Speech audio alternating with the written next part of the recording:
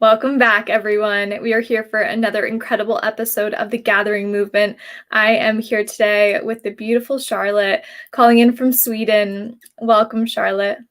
Oh, thank you so much. So very nice. I'm so happy to be here with you this evening. Yeah. Me too. I was telling you before we started, I'm excited to talk to you about this topic because a lot of the times when I interview people, I know about, what they share. I have an understanding of their business and their practices, but the topic of soul connections with animals is something I don't know too much about. So, with that being said, I'd love for you to share how this work of connecting to the animals empowers people in their own life. Okay. Well, we are so connected to animals. We may not know it, but we are. We are affected by them also. Of course, we have our spirit animals with us also that help us. But also our pets help us a lot without maybe you know it. So I work a lot with animals and animal communication and healing of animals.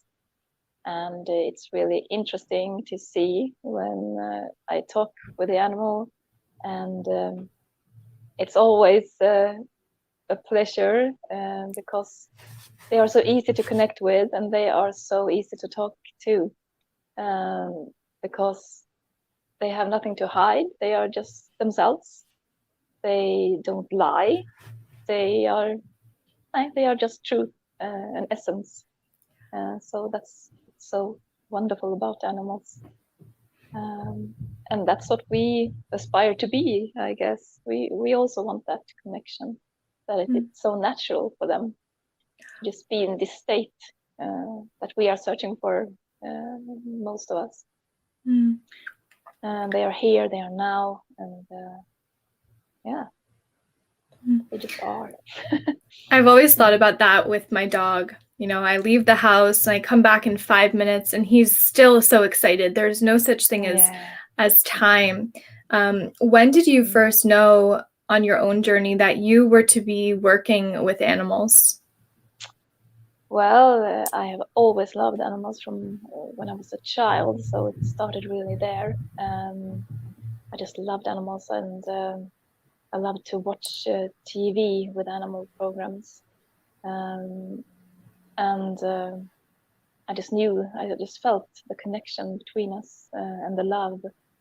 And often I live up north in Sweden, so it's really cold winters. So in the winter time, when I was around 5-6 years old, I was in bed and my mom was tucking me in for the night. And if it was very cold outside, I was just crying, say, "Mommy, what about the animals in the forest? They will freeze. Can't we invite them here in our house? We have plenty of room." And she just, no, it's okay. They are made to be safe in the woods. They can manage they can manage the heat and they can manage the cold. But I was so worried about them, because they are my friends. I just felt that they were equals to me and they were my friends. I've always felt that. And once when I was going to school, I was around 8 years old. I had a bit of a way to go, and it had been raining, and there were lots of worms lying on the pavements and in the streets. And I got so worried about them, and I saw some people just going and run them over, and I was like, "Oh, why are they doing that? They can't do that."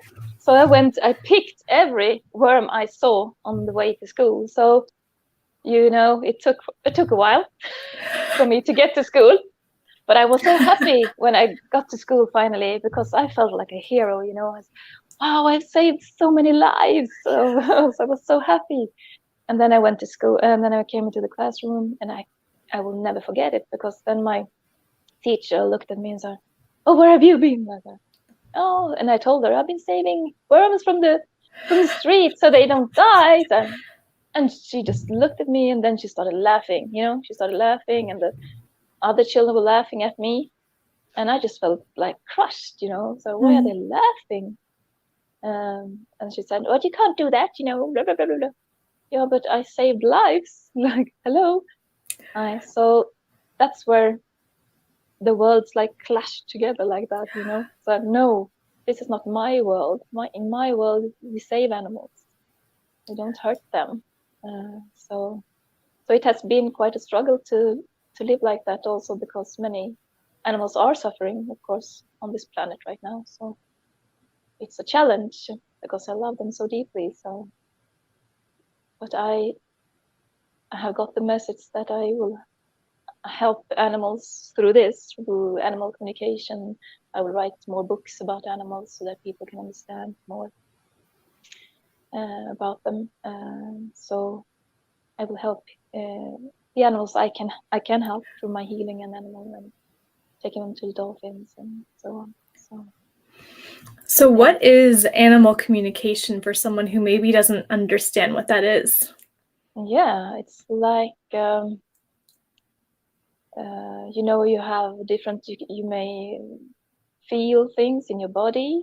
You may have that you can see like films in your head, or pictures coming to you. You might hear words.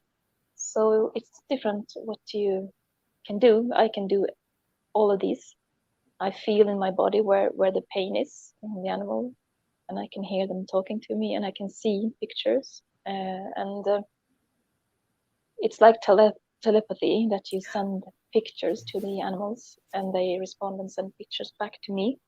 So when I talk to them and I tell them to show me something, then I see it like a film, like a movie. So you can see it like a film. What happened, what made them anxious, or what may cause them harm, and then we can release it from there. So once I was at a house with several cats, and I was going there to talk to them, and I went there, and there was one cat, just as I opened the door, she just shoop, and hide under the sofa. And then I said, "Oh, I want to start with that one." But good luck, like, why? Because she always runs away and hides when people come. So when people she doesn't know come. So okay, I will look at that. So they took her into a room, and she crawled under the covers on the bed. She didn't want to meet me at first, but then I just sat on a chair nearby, and I just sent her calm energy, and I told her I was there to help her, and if she could show me what was troubling her with strangers coming into the house. And then she just showed me that once there was a person who took her up really quickly and held her, and she didn't want to. She was really scared. So after that, she just panicked because the person held her so tightly. She couldn't get away, and she didn't want to be in. So you can imagine yourself. I usually say that. What if a total strange person comes up to you? "Oh, you're so cute!" To start, like this. "Oh, give me a hug." So it's the same thing. It's not respectful to do that to animals. You just let them come to you, and they will if you don't push them. And then I healed the situation, and then she started to emerge under the covers. And when I was done, it was cleared, and I'd healed it, and I promised her that no one, I will tell her parents, I will tell her mom and dad that they are not allowed to, anyone who enters the house, they are not allowed to touch her unless she wants to. So she can be perfectly safe in her own house. And then she came and she rubbed against my legs, and she wanted to, and she was so happy. And the owners just, "What? What?"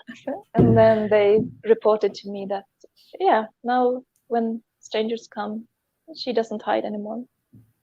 So that's one example of many,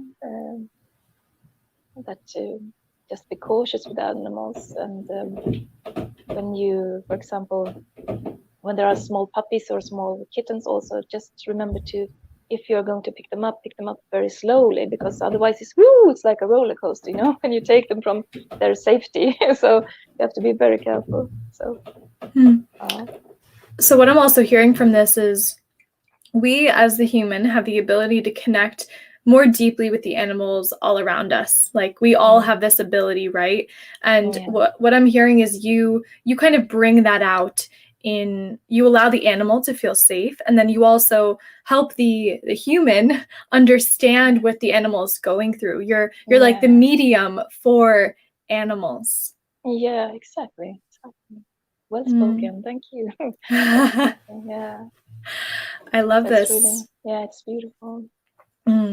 So in your experience, when animals are scared or timid, why aren't we noticing that as the human? Like, what can we do to further connect with our animals or our pets or the animals in nature? Yeah, it depends on.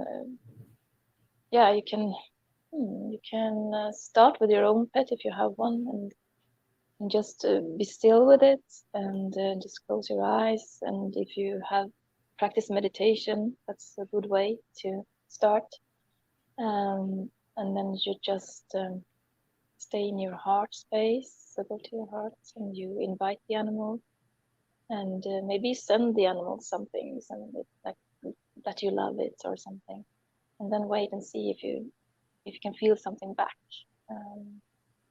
And in nature also, when I usually go in the forest, and then I sing a lot, because I get like songs from nature and animals also. So then birds come there, and they come very close to me, and they even like sing with me sometimes, and it's so beautiful. So, and that's just go out in nature and be in nature. Just let yourself go, just like a meditation. You can sit down by a tree and just be in your heart space, and just be grateful for everything you see and hear. And they will come, because they are in that space too. Yeah. What has been your most profound moment in working with an animal?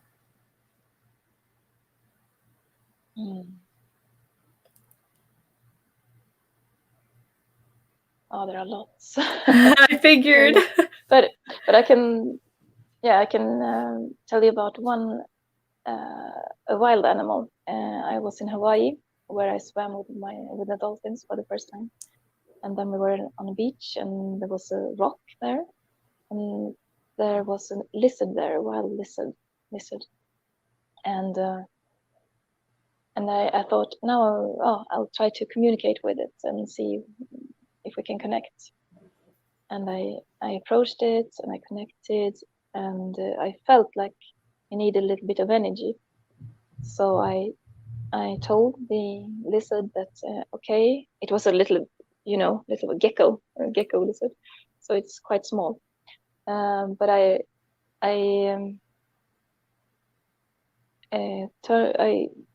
did like this with my hand. I lowered my hand to over it, and then I scooped my hand like this, and then I told the lizard that you can walk up into my hand if you want some energy and some healing. And then what happened? He looked at me with his little head like this when I had told him, and then he walked up in my hand. It was so amazing. And then he sat there for a while, and people started like looking, look, and they came and take photos. It was such a beautiful moment. And then when he had energized himself, and bye, looked at me, and then he went away. So that's one wow moment, really. And then there are lots of moments when you, like you said, that you make the owners understand that the animal have feelings and have needs just like us, and that they can be bored. And so you have to, in the winter, for example, here my two cats, they don't usually go out that much in winter, but then they get bored inside. So so then you have to do something. I throw them balls, and and I do stuff with them because they need that. So they're basically like us. They need the same things. So yeah. Another example was a dog. Dogs often they often absorb feelings from humans, and they can easily, if a human, if their owner has a certain condition, as a sick condition, then the dog often takes it on himself too, or herself too. So I was in a family where there were a divorce going on, and the dog was really like this. Oh, he went from here to there to every person, wanting to comfort them because she felt that there was something terribly wrong going on, and everybody was so upset. So he had got joint pains. So I also approached, and she didn't want to cooperate in the beginning, but then I healed her a little bit on distance, and then she got like, oh yeah, that would be nice. So she came closer. So she sat beside me, and then I put my hand. Yeah, hello, doggy. Then I put my hand on his shoulder, and she lay down like this, and then I started working with the aura, and it was she had absorbed so many feelings and so much from everybody. So I started to clear that, and then she also sat. She looked at me, and then she just this deep sigh of relief, like finally. And then I told her, you should not do this. You should not absorb all these energies. You don't have to. It's not your problem. You can be supportive, but don't drain yourself because of that, and don't because that's why she had these joint pains. So I was working on that too, and after a week, she was really also directly after the owners could tell that she was much more, at ease and not as stressed any longer. So that was good, and then the joint pain also disappeared. So yeah, that was really profound also. That is amazing. I want to ask you something because we have a comment that just came in from Catherine. Yeah. And she said, ask Charlotte if she wants to tell the story of how she helped me when my cat was overrun by a car. You helped heal the cat, I'm assuming. Yeah, let's see here. Oh my gosh, Catherine. What's her name? Catherine Larson Cutler. Yeah, hello. Yeah, that was really profound too. Yes, I helped her cat, and then her cat wanted to connect with Katrina also, and so finally they had a really good contact out of that. We had a great contact, and I helped the cat. So that was really also profound. Wow. To see that you can help also the humans to get a better connection with their animals. So yeah. And cats can also, or dogs, they can come into my dreams as well. So I help them that way. Now one of my cats comes in. So that's really something too. I had a dog living nearby, and she was wanting me to help her, but when I went by with my cats, I just, yes, I will help you. But then some days went by, and then she came into my dream and she said, no, you have to help me. I don't have much time. So okay. So then I went to help her, and that resulted in that me and a friend, we took care of her instead. Otherwise she would have been killed.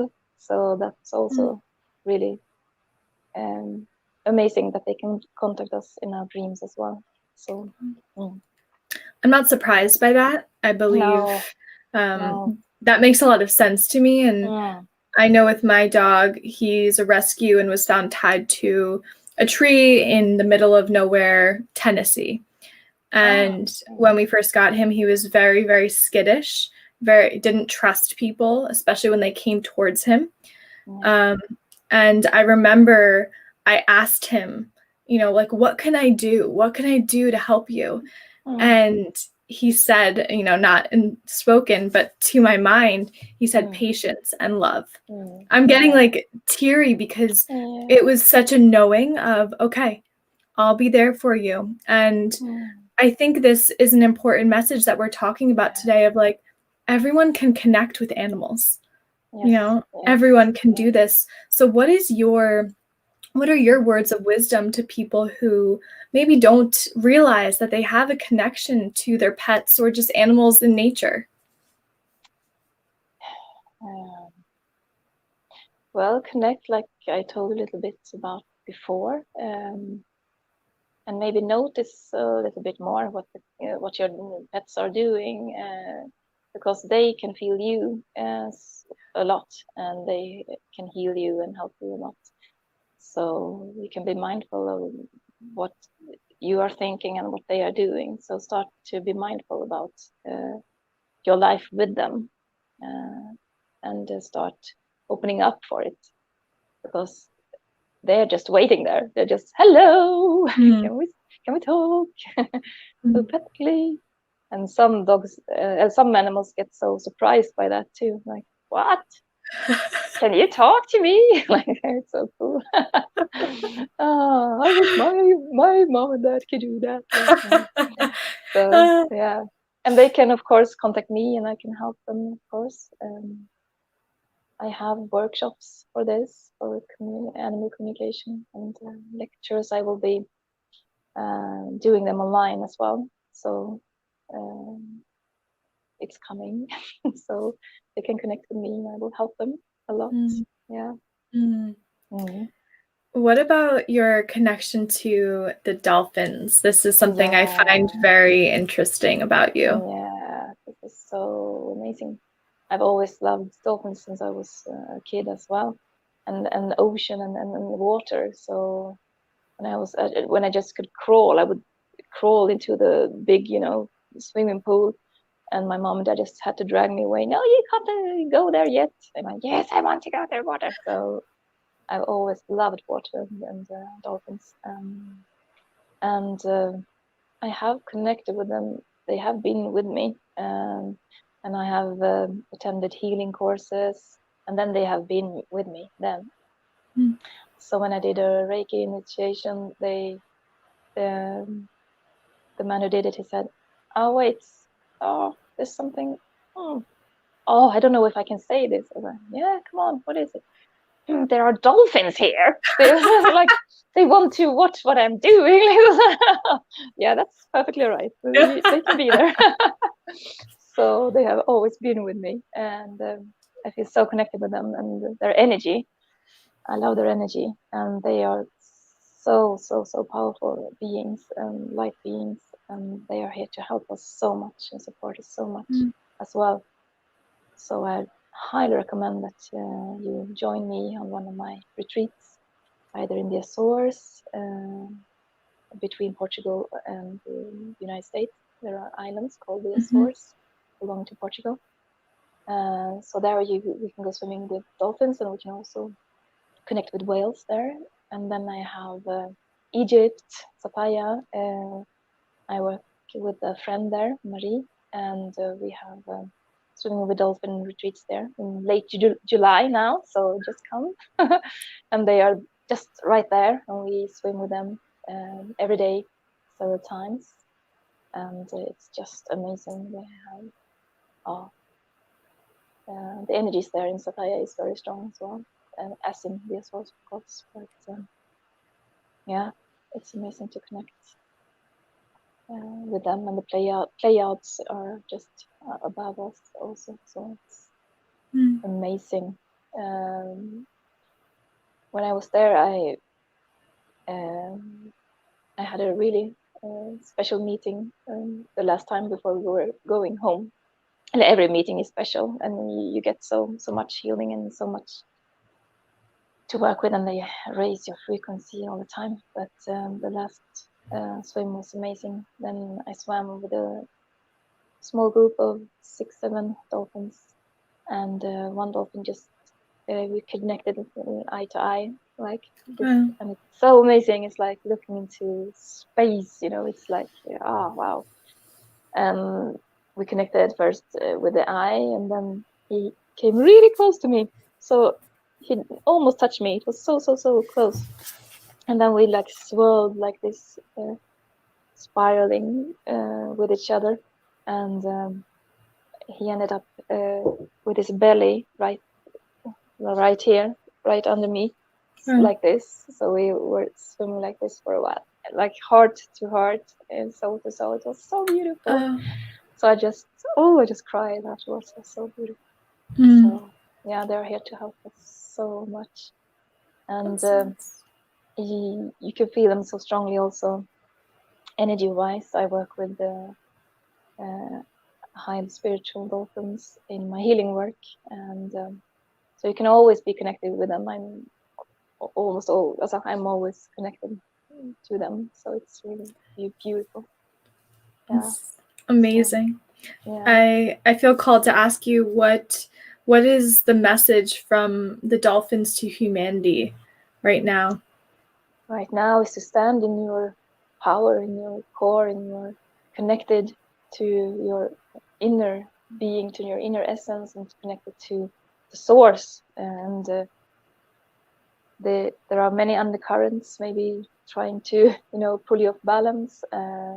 Don't go there. Just be in your power. Super important, and to let your inner light shine brighter than before.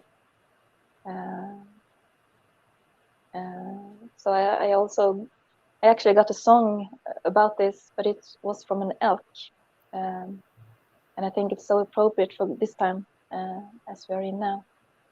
Can I sing a little bit of it? Mm-hmm. I haven't, but I try to sing anyway. The time is here. Release your fears. Be true. Be you. Be love. Time is here. Release your fears. Be true. Be you. Be love. Love. Let your inner light shine. Love. Let your inner light guide you. Love. Let your inner light shine throughout the world. Beautiful message from the elk, and the dolphins also agree. Yeah. Oh, gosh, Charlotte. This is why I love these types of interviews and these types of conversations, because like that is the message. That is the message. Thank you, spirit of the elk and the dolphins. We need that message right now. Yeah. Release your limitations, release your fears. Your limiting beliefs about stuff. Yeah. So powerful. Just see the possibilities. There are endless possibilities. And you are, you're a creator. Yeah. So grateful. I would love to, as we close this, I'd love for you to share where people can contact you, where they can come to your retreats. They just sound so magical. So share all of that now. Yeah, thank you.